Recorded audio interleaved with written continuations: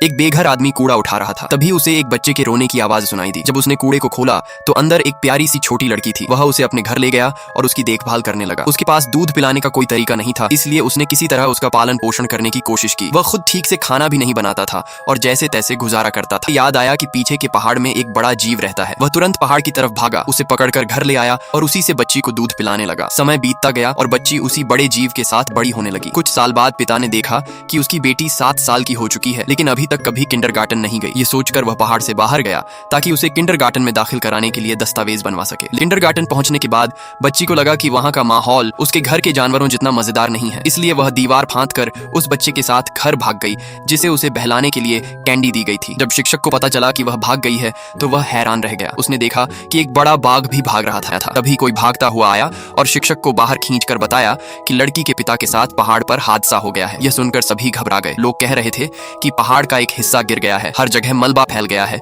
और इतनी बड़ी चट्टान को कोई इंसान कैसे रोक सकता है। सब लोग घबरा गए और कहने लगे कि कहीं लड़की भी गायब तो नहीं हो गई। गांव के लोग इकट्ठा होकर उसे ढूंढने लगे। सब कह रहे थे कि अगर लड़की नहीं मिली तो वे गांव वालों को क्या जवाब देंगे। उन्होंने अंदाजा लगाया कि शायद बच्ची पहाड़ की तरफ चली गई होगी, इसलिए सभी लोग जल्दी जल्दी उसे खोजने निकल पड़े। इसी बीच बच्ची अपने पिता को पुकारती रही और मदद के लिए रोती रही। वह कह रही थी कि उसकी माँ मिट्टी के नीचे दब गई है और अगर मिट्टी हटा दी जाए तो वह बाहर आ सकती है। वह लगातार पुकारती रही और रोती रही। गांव वाले भी उसे ढूंढते हुए वहां पहुंच गए। बच्ची ने देखा कि उसके पिता मलबे के नीचे फंसे हुए हैं। वह डरने के बजाय उन्हें बाहर निकालने की कोशिश करने लगी और कहती रही कि वह अपने पिता को जरूर बचाएगी। लोगों ने भी दौड़कर मदद की और मलबा हटाने लगे। जब उन्होंने आसपास की जमीन को देखा तो उन्हें पता चला कि उस जगह के नीचे कोयले की खान है। ये जानकर सभी लोग हैरान रह गए कि पहाड़ के नीचे इतनी बड़ी कोयले की खदान छिपी हुई है। गांव के कुछ लोग कहने लगे कि जैसे ही यह बच्ची आई, गांव में कई बदलाव होने लगे। काम मिलने लगा और लोगों की किस्मत बदलती दिखी।